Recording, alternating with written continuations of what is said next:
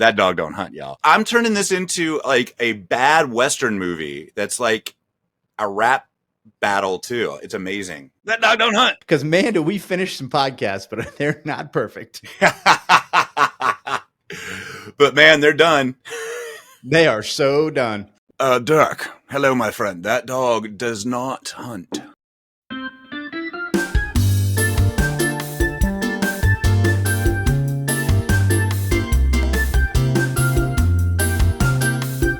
I love this cliche, and I'm really excited about it. That dog don't hunt. The reason I like it is because you get to tell somebody no with a sense of levity. That dog don't hunt, y'all. It's one of my favorite cliches to ever use. It's not quite so abrasive as every other cliche that's out there. That dog don't hunt, man. Dog won't hunt is great because I can say it to anyone, even the most successful person at some point is going to say something bad. Now, horrible people will say bad things, and I could just say something like, well, that dog won't hunt. And everybody kind of loves it because it sounds so backwoodsy. It's democratizing. It's egalitarian. That's the word I wanted to use. It's funny how I just said it's backwoodsy, and then you used a bunch of words that nobody who's ever been backwoodsy understands. Why is it I have to change my language because nobody else has a decent vocabulary? I don't think anyone's asked you to change your language, buddy. I want you to ramp it up. What you want to do with it? He got a little pretty mouth, ain't he? That's the truth. When's the last time you actually said dog won't hunt? Do you remember? Because I haven't said it in a long time, but I know I think stuff like, come on, man, you're better than that. I've used it jokingly, glibly, probably in the past few months. Just a funny sort of joke rejoinder. It's almost like something you say to somebody that you love. You're like, well, that dog won't hunt. I think what I've found is funny so far is that just in this first cliche that we're talking about, we say it differently. You say that dog don't hunt. I say that dog won't hunt. Oh yeah, see, it means the same thing, but there's a little variance on it. Like I don't know. I've never said that dog don't hunt. I've always said, well, that dog won't hunt. Yeah, for me, it's a don't. That dog don't hunt. That dog don't hunt. That dog won't hunt. It's a get to versus a have to. I can promise you, that dog don't hunt. So why don't you go on and get down on your knees and tell me who you really work for? Full price for gum. That dog won't hunt, Monsignor. Here's one that I actually I write it a lot in like emails and stuff, but I don't say it a lot. And it's one of my favorites. I can do anything, but I can't do everything, Will. So I can do anything, but I can't do everything. Elaborate, Dirk. What do you mean when you say that? I know what you mean. Yeah, you know what I mean. I mean, we all know what that means, but I'll give you an example from my life. So it would be like when, let's say I have a client. Hey, I need you to do A, B, C, D, and E. That's a pretty good moment where I'll be like, I can do all those things. I can't do all those things. For me, I like it because it's a question of prioritization. It's a question. You just wrapped up everything I said in one sentence. Well played. Fuck. Damn it, Will. That dog hunts. You've got like shitty employees and you've got really good employees in life, right? At some point, you're going to give those good employees too much to do, and the shitty ones, you're not going to give them anything to do because it's just too hard to fire them or lay them off or anything like it. You can't fire anybody today, so whatever. And at some point, the really good employee is going to be like, hey, look, man, like, I can do anything, but I can't do everything. Right. Like, give it to shitty McShitterson. So the Dalai Lama walks into a pizza shop. Cosa shop? Pizza? Pizza shop, yes. Yeah, pizza shop. And says, can you make me one with everything? What's that? That's what it. All right, so that's mine. What's your next one, buddy? This one is, I'm really fond of this one. Really excited about it. We're going to have a come to Jesus. Oh, yes. I love that. That's such a good one. And you even told me what that was beforehand, and I forgot you said it. And now I did the same thing I said when you told me the first time in our pre-meeting. I was like, yeah, come to Jesus. Come to Jesus. Give me an example. Tell me about come to Jesus. So a great example is I reserve saying we're having a come to Jesus for somebody who is willfully doing a crap job that they shouldn't be doing and that I disagree with wholeheartedly. And when that happens, I sit them down and we have a come to Jesus. I like it. This could blend in with the last one. So this could be the guy that I just talked about that's your best employee, but he's got too much on his plate. So instead of saying it to you, look, man, I can do anything, but I can't do everything. He's just decided, fuck it, I'm just going to do a bad job. Yeah. Like I'm you know what? No. Or flip the script on it. Okay, that employee is tired of having so much stuff stacked on his plate. with a boss who's not being really thoughtful enough about it? I just flipped the script. You did flip the script. How about that? So you know what that guy's going to do? He's going to have a come to Jesus with his boss about how he shouldn't have so much crap on his desk, that he's got to have a come to Jesus with his boss. Come to Jesus is code for we're about to have a real conversation now. That's more appropriate. It's more appropriate. You know who I've had come to Jesus meetings with? Who? Conversations with more than anybody. I love you, babe. Happy anniversary. Jen's family. Oh, yeah. Yeah. Family's because a great... when you get involved in a marriage, and you can only let things go so long. And at some point you got to have that come to Jesus moment. Yeah. Like, hey, look, either you're going to stop doing A, or when you do A, I'm going to do B, and you ain't going to like it. Well, and that come to Jesus is usually, when you drop come to Jesus, it usually means that you've been having, you've let a situation go on too long. Uh-huh. And now that the Belarusian farmers are all dead, what will you try next? What? Aw, shit! You know what? I like it when we pick the cliches that we like. I mean, yeah. Cliches we like. Oh, man, I don't know how I'm going to edit that out. I mean, yeah. Yeah. Yeah. All right, Dirk, you got one coming up for me? All right, here it is. Done is better than perfect. Now, I think you got something to say about done is better than perfect. How do you feel about done is better than perfect? So to me, it's very work related, but to you, tell me, how does it relate to your life in any way, if it does? So done is better. It's very work related. And in my experience as someone who works in a somewhat creative field, or something that requires production or a presentation or a video or something that I've worked on or cut or produced or something like that, whenever anybody says done is better than perfect, when it comes to a creative piece, what they mean is, I will let you know when I like it, not when you like it. Right. It's code for, I'm going to only be happy with it when I get it to the place where I say it's done and not where you want it. Right. Yeah. That's perfect. That's perfect. Now, I see how in my world, it's a little different. And so in the music world, done is better than perfect can mean two things. One, how it's affected me mostly is before every show, there's a sound check, right? Before a concert. Right. Some days you're singing this song great. Some days you're singing this song great. Some days you're singing this song bad. I need you to work through all 12 songs that we have on our list so we can cut it down to the 10 that you're singing tonight. Yeah. Now, a lot of artists will stop in the middle of a song and say, no, let me start again. I know I can do that better. No, a good tour manager, a good stage manager will say, no, go through all 12. And then we'll tell you, like, okay, that's out today. That's interesting. Because if you don't finish all 12, I don't know. You may do number 11 and 12 the worst. Right. Like they may be, but we're going to put them on there because we never finished. So we only have, 3 hours to do our whole sound check. If you don't get through all the songs, I can't tell you which ones we're playing tonight. So be done. Don't try to be perfect on every song. That's really interesting. And in that situation, I agree with that. Like, that's ideal. Go on to Be Fair, the podcast. We'll show you what it's all about. Because, man, do we finish some podcasts, but they're not perfect. But, man, they're done. They are so done. They're so done. Well, what's the next cliche you got that you enjoy? Because so far, I've enjoyed the shit out of your first two. Okay, so this one is a love affair for me. Whenever my dander is up, whenever I'm feeling saucy, whenever I'm feeling like I'm getting ready to get a little scrappy about something, if they come at me, they better come correct. Holy Tupac, you better come correct. That's so on. I've never said that out loud, but God, have I thought that exact thing over and over again in my life. I say it. I do say it. Yeah. Yeah. If that MFer comes at me, they better come correct. Now, most people don't think of the marketing world as the wild, wild west, but it is not.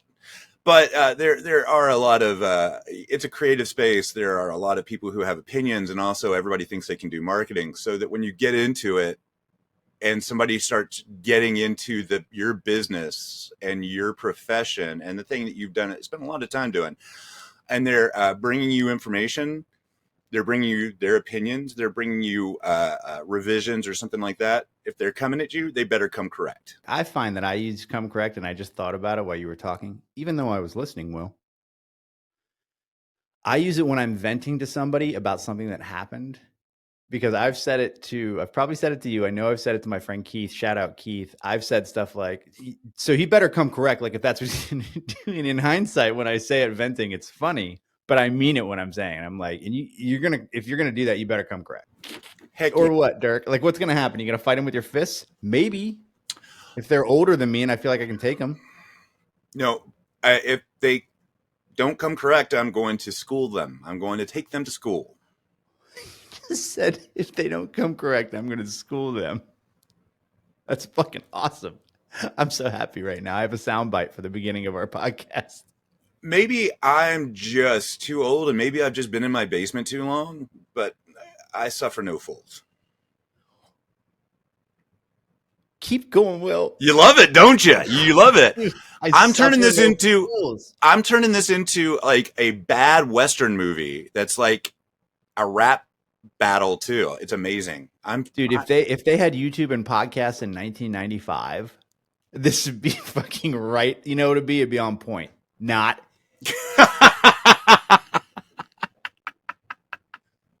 Nah, but we would definitely come correct Epic. with our 19. It's epic. You Epic. want it all, but you can't have it. What is it? It's it. What is it? Out. Next time you come in, you come heavy or not at all. You don't mean that.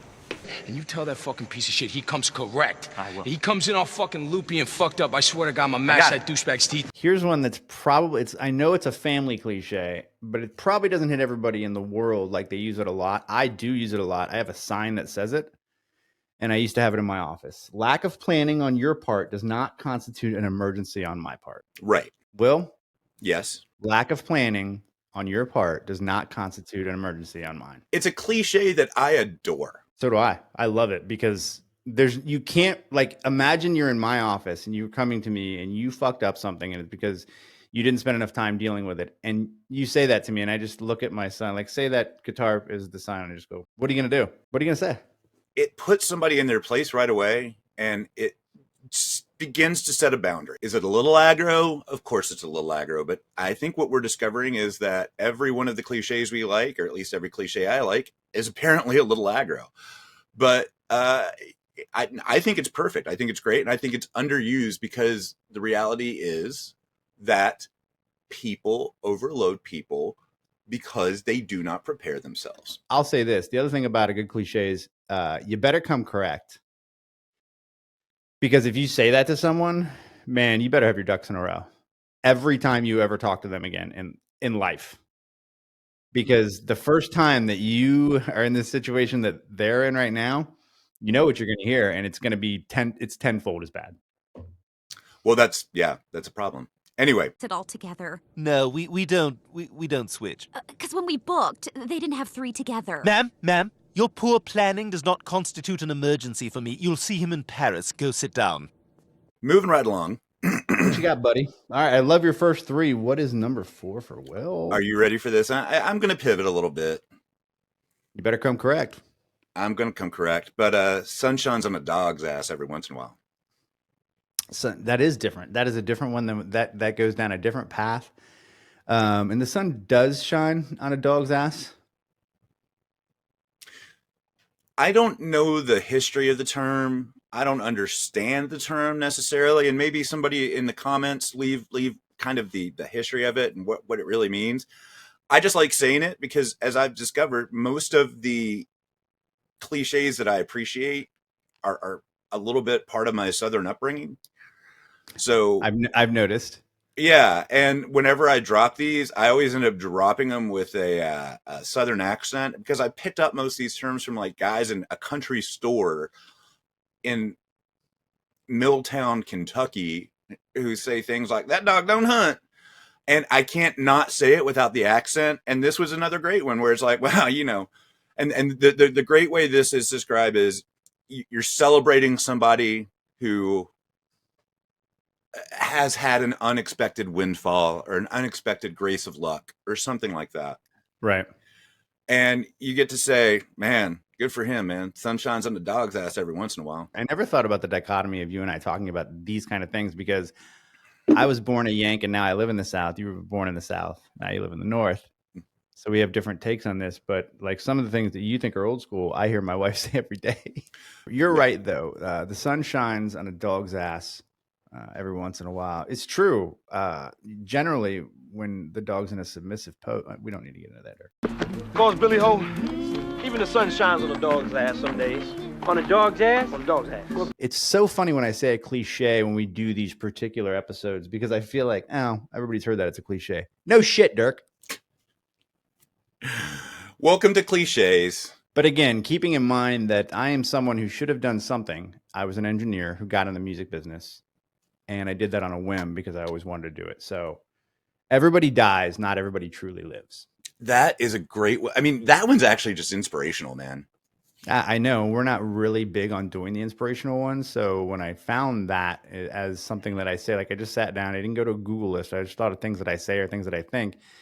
And that is one that I use. I've said it to interns. I'm like, look, if this is not what you want to do, go do what you want to do. If you want to be in movies, go be in movies. If you want to be a garbage man, go be a garbage man. If you want to go, like, stop doing some shit that you don't want to do. Go do some shit you want to do.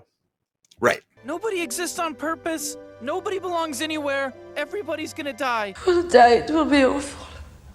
Every man dies. Not every man really lives. Will, do you have any examples in your life of times that you've done that? I went and bought a stupid car because it was a decision that I could justify ever so poorly. And I would rather look back and have regrets for the things I did than regrets for the things I didn't. And it's a perfect example of a cliche adding onto a cliche.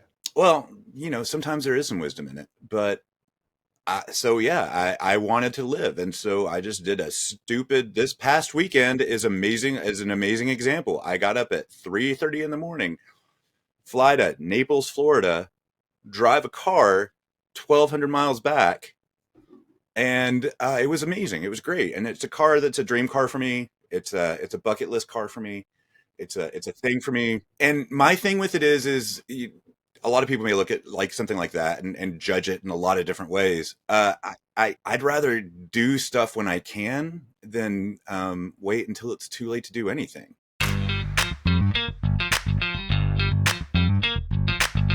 Be aggressive. Be aggressive. Will BEAGGRESSIVE said be aggressive. What we do need to do is to tell our great listening audience, don't forget to like and subscribe, okay? Happiness is a warm gun, baby. What about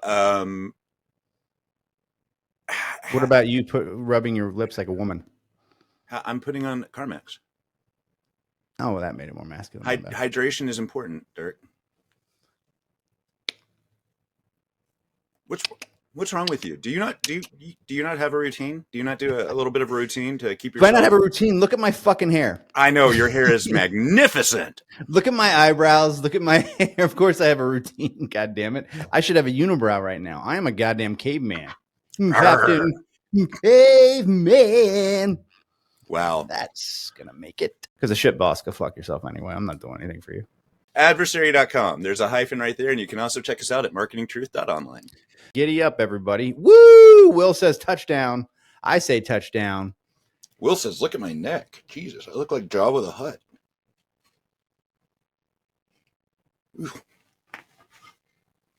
Let me pull that back. Sometimes if I don't stop, you'll just keep going, and that's the best times.